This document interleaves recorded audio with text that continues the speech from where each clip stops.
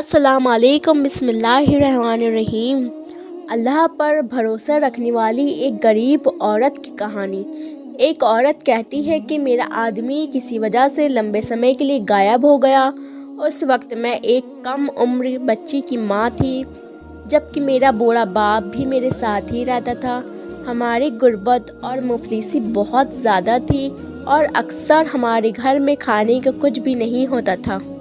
اگر ہم دن میں کچھ کھا لیتے تو رات میں ہمیں بھوکا ہی سونا پڑتا تھا۔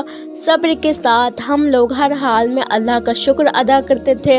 ایک رات بھوک اور پیاس نے ہمارا ایسا امتحان لیا کہ اس سے پہلے کبھی بھی نہیں لیا تھا۔ میری بیٹی کو بہت تیز بخار آ گیا تھا۔ بچی کا بخار اتنی تیز تھا کہ میں اور میری والدہ اپنا بھوک پیاس سب بھول گئے۔ ایسی بے بسی اور لاچاری اس سے پہلے کبھی نہیں دیکھی تھی۔ بے قراری جب حد سے زیادہ بڑھ گئی تو مجھے اللہ تعالیٰ کی وہ قول یاد آ گئی کہ بھلا کون بے قرار کی صدا قبول کرتا ہے؟ جب وہ اس سے دعا کرتا ہے تو کون اس کی دعا قبول کرتا ہے؟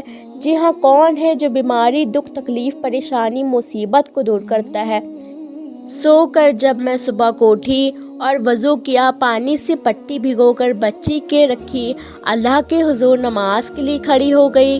2 رکعت نماز پڑھنے کے بعد ہاتھ اٹھا کر بچی کے لیے دعا کی اور پھر اس کے ماتھے سے پٹی اتار کر دوبارہ پانی سے بھگو کر رکھی اور پھر نماز کے لیے کھڑی ہو گئی۔ نماز کے بعد ایک بار پھر بارگاہ الہی میں ہاتھ اٹھا دعا کے بعد پھر سے پانی کی پٹی بدلی اور دوبارہ نماز کے لیے کھڑی ہو گئی۔ یہ عمل میں نے کئی بار دہرایا۔ جب میں یہ سب بار بار دہرا رہی تھی تو اس وقت کسی نے دروازہ کھٹکھٹایا۔ میرے والد اور میں حیران ہو گئے کہ بھلا اتنی رات کو کون آ سکتا ہے۔ میرے والد نے پوچھا کہ دروازے پر کون ہے تو باہر سے جواب آیا کہ میں ڈاکٹر ہوں۔ یہ سن کر میں اور میرے والد ایک دوسرے کو حیران ہو کر دیکھ رہے تھے اور سوچ رہے تھے کہ بھلا اس کو کس نے بلا لیا۔ پھر میرے بعد اتنے جا کر دروازہ کھولا۔ ڈاکٹر نے آتے ہی پوچھا کہ مریض کدھر ہے؟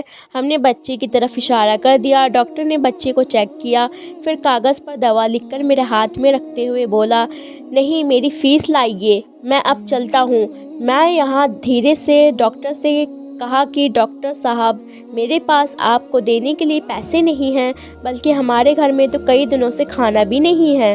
میرا یہ جواب سنتے ہی ڈاکٹر غصے سے بولا کہ اگر تمہارے پاس مجھے دینے کے لیے پیسے نہیں ہیں تو مجھے آدھی رات کو فون کر کے کیوں بلایا؟ میری نیند کیوں خراب کی؟ تم لوگوں نے ڈاکٹر کے منہ سے ٹیلی فون کی بات سن کر مجھے لگا کہ ڈاکٹر شاید غلطی سے ہمارے گھر میں آ گیا ہے۔ میں نے ہمت کر کے ڈاکٹر کو جواب دیا کہ ڈاکٹر صاحب، ہم نے آپ کو فون کر کے نہیں بلایا ہے، بلکہ ہمارے پاس تو ٹیلی فون ہی نہیں ہے۔ یہ سن کر ڈاکٹر نے مجھ سے پوچھا کہ اچھا، کیا یہ منصور کا گھر نہیں ہے؟ تو میں نے جواب دیا، نہیں ڈاکٹر صاحب، منصور کا گھر تو ہمارے برابر میں ہے۔ یہ سن کر ڈاکٹر تھوڑا خاموش ہوا، پھر ہمارے گھر سے نکل کر ہمارے پڑوسی کے گھر چلا گیا اور ہم شرمندگی سے خاموش بیٹھے رہے۔ تھوڑی دیر ہی گزری تھی کہ وہ ڈاکٹر ایک بار پھر ہمارے گھر میں آ گیا، آنکھوں میں آنسو اور دھیمی آواز میں بولا کہ اللہ کی قسم، میں تمہارے گھر سے اسی وقت تک واپس نہیں جاؤں گا جب تک تمہارا پورا قصہ نہ سن لوں۔ تو میں ڈاکٹر سے اس کو اپنا پورا قصہ سنا ڈالا کہ کس طرح میں بچی کی سر پر پانی کی پٹیاں رکھ رہی تھی اور اللہ سے دعا مانگ رہی تھی۔ ڈاکٹر جلدی سے اٹھا اور باہر چلا گیا اور ہمارے لیے رات کا کھانا، بچی کی دوائی اور کچھ گھر کی ضرورت کا سامان لے کر آ گیا، اور اس نے ہمیں یہ کہا کہ اس کی طرف سے ہمیں ہر مہینے کچھ پیسے اس کو اس وقت تک ملتے رہیں گے جب تک اللہ چاہے گا۔ جی ہاں دوستو، اس کہانی سے ہمیں یہ سبق ملتا ہے کہ یہ اللہ پر بھروسے کی کہانی ہے۔ میرے دوستو، چاہے کیسی بھی حالت ہو، ہمیں اللہ پر بھروسہ رکھنا چاہیے۔ یقیناً جو اللہ پر بھروسہ رکھتے ہیں، اللہ پاک ان کی مدد ضرور کرتا ہے۔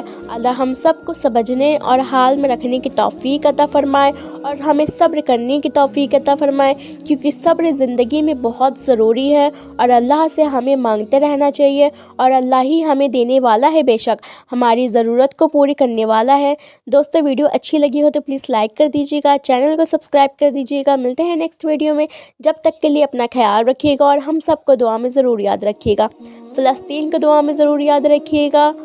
ویڈیو اچھی لگی ہو تو پلیز شیئر کیجیے گا، اور ہمارے چینل پہ ایسی ہی ویڈیو ملتی رہیں گی تو سبسکرائب ضرور کر کے جائیے گا۔ اللہ حافظ۔